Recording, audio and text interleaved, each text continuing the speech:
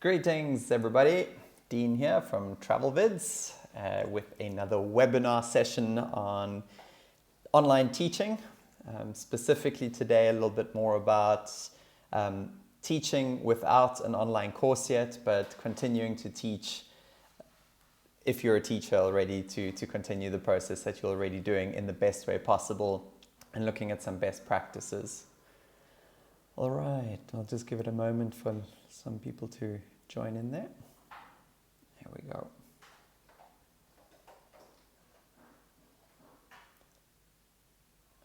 Okay, we are going to get into today's session. All right, guys, just a quick little background on what this is. We are going to be doing this every single day. We're going to give you a little piece of the puzzle of how to do online teaching, of how to build an online course, and how to use all the tools that I've learned to use over the last 3 years. I've broken it up into as many small pieces as possible, and I would like to share one piece of this process with you every single day. And if you want to read more information about that, you can go to this web page here, which is the How to Build an Online Course page, where you'll get pretty much everything written out in great detail. I've done it already. Mind mapping your course, your information, learning camera stuff. We're going to talk about that today a little bit, including some editing techniques that will be quite useful to you to get going right away. So that's all in here, which platforms to use. And also, if you find this useful, or if you know of a teacher or somebody who could benefit from this, please share this page with them and make sure to also sign up to these webinar sessions. You can click on that button over there, and by clicking here, you can join our YouTube channel, where you'll automatically get a notification of the next upcoming webinar, which will be at 4 o'clock South African time every single day, or that is 2 p.m. UTC Central Time, Global Central Time. And also, if you sign up at the mailer here, then you will get the link sent to you afterwards with any additional information that might be useful to you. Today's today's webinar is going to be about continuing to teach if you are already a teacher. But you can also use this information as any employer could actually use these techniques to continue coaching, mentoring, pushing work towards their employees for wherever they may be. All right. Why? Why am I doing this? Well, why are we doing this whole thing, as well as why I picked out this information today, is based on the same thing, and that is that nobody knows how long this thing is going to last. There are lots of speculations and rumors and government people talking and doctors talking, and I think the general consensus is that firstly, we don't know, but we're pretty sure we're nowhere near the end of this. We're probably still quite early in the beginning phases, and that means that businesses and the education system is going to have to change the way it works, even if it's just for a temporary time period, to get over this big bump in the road. And you know, if it's going to be a couple of weeks, it's a big disruption. If it's a couple of months up to a year, you know, some people are saying it's a massive disruption, and it'll upset the whole system. So that's why we're doing this. I want to be able to share the knowledge that I've acquired over the last 3 years with you, to hopefully help you continue doing your job in the best way possible.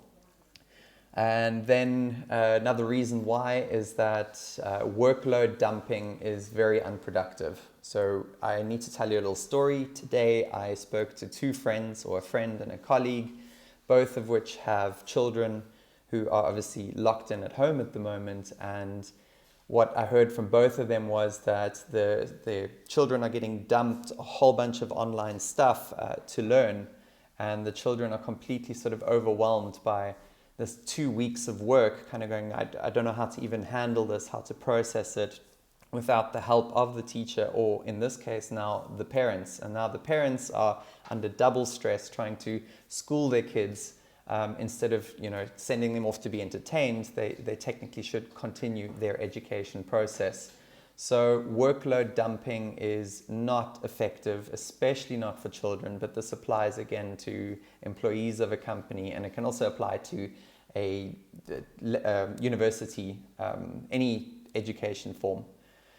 Then, so the schools, universities, work, it must go on. We need to find solutions, and I believe that I can show you, even just in this webinar today, there are some solutions for that. And this is my personal opinion that I'm going to add to that, but I do believe that this was coming anyway.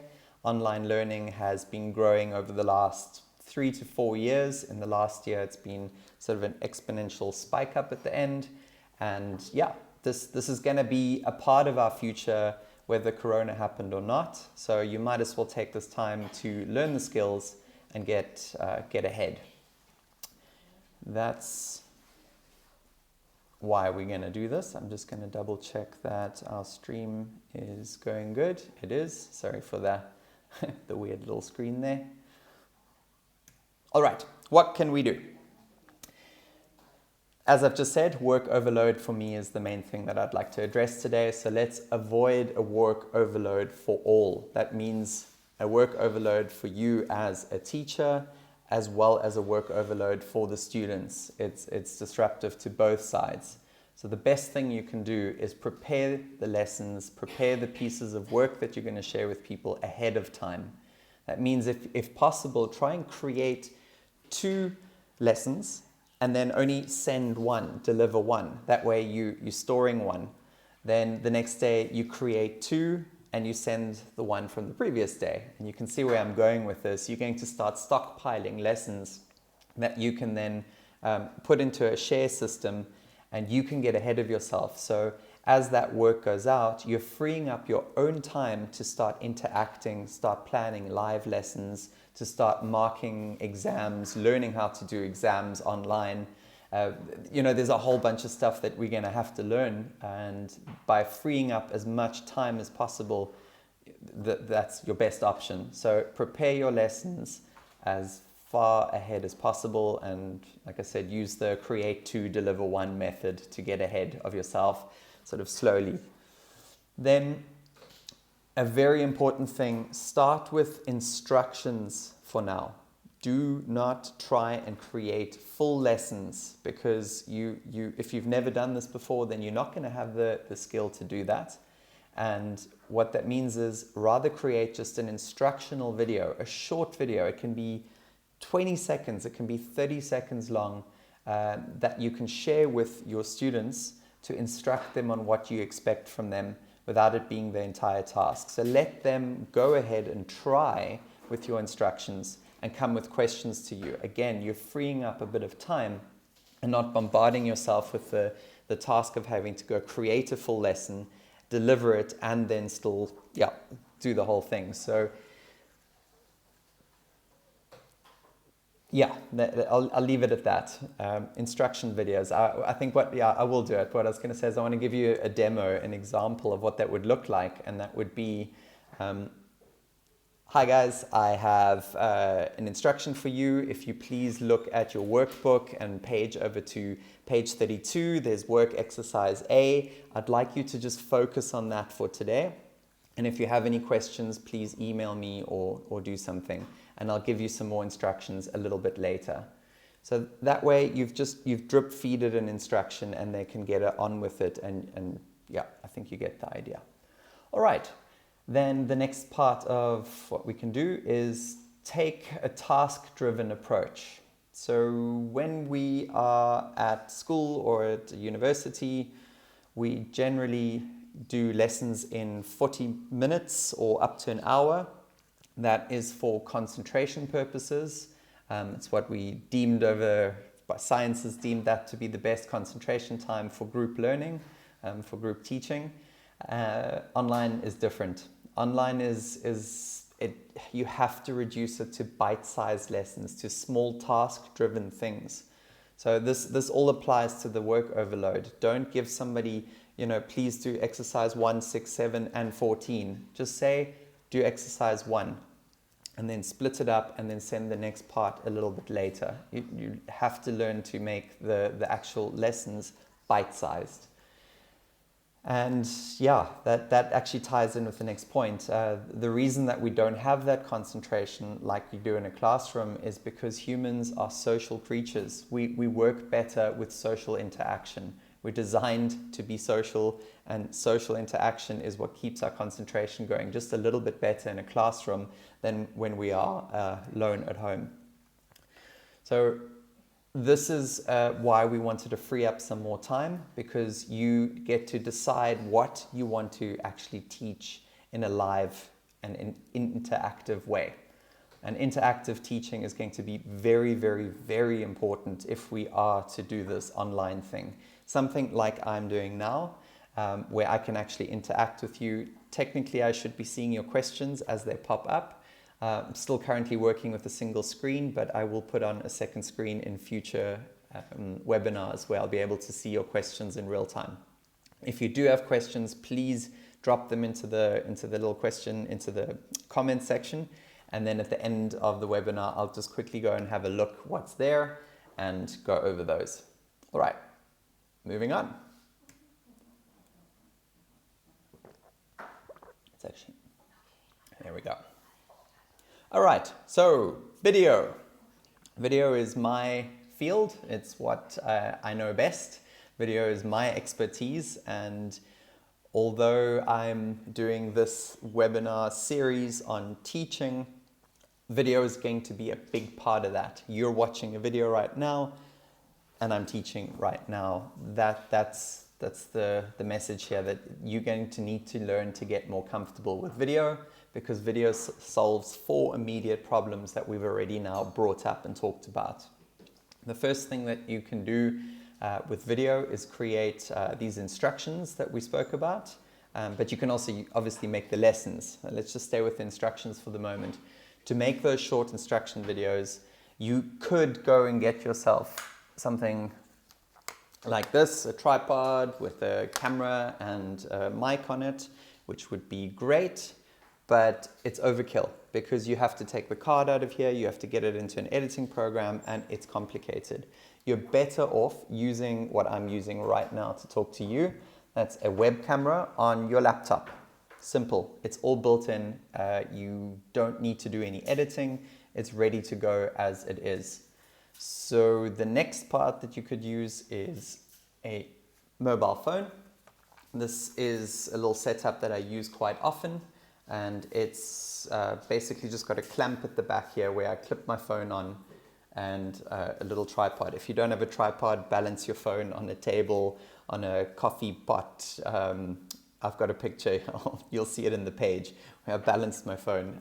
You can make a plan. You don't have to have all the gear, but the one thing that if you are going to use a phone that you need is a microphone. Now, right now you're getting pretty good sound with me. That's because I'm using a headphone set from a phone. You can use one of these too. Even better, if you have the option, is to get a lapel mic. You can buy these off any online store. They'll deliver it to your front door at the moment. In South Africa, from Takealot, this is something like 200 Rand. But on Amazon and that, you can get them from anywhere from $10 to, well, all the way up to $20 plus, depending on the quality. The cheapest thing will do the trick, I promise you. One thing to look out for is that the connector at the bottom over there, that thing, you'll notice on some mics, it's only got sort of 3 metal parts or 2 black dividers. That is for a camera. That is not for a smartphone. This will not work if I plug it into my phone. For that, you'll need something like this that has 4 connections. The 4 connections are the ones for the phone. So make sure that you're buying the right mic for whatever you're using. If you're using it in a computer, both usually work. But if you're using a camera, it's 3. If you're using a phone, it's the 4. Take that into consideration. All right, moving on. We have got Oh yes, so what you want to do is film what you want to do with the camera. I haven't even said yet, which is you want to film a talking head. A talking head is this.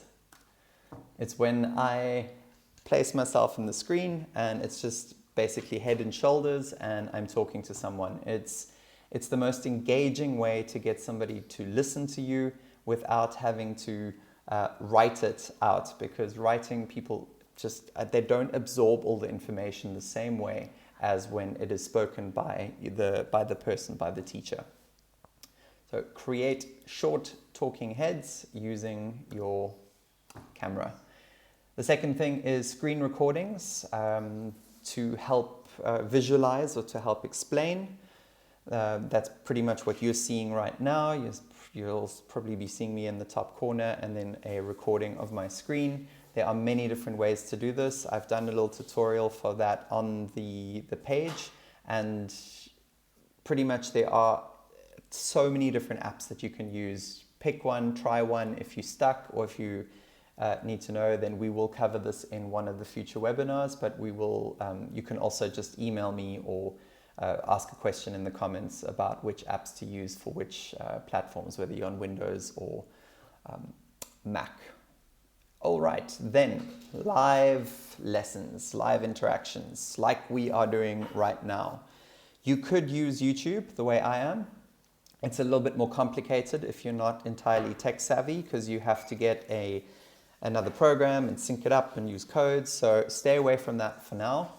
The best thing you can do is Skype or Zoom. There's a couple of others, but I've used Skype and Zoom for conference calls where you can get quite a few people in a room at the same time.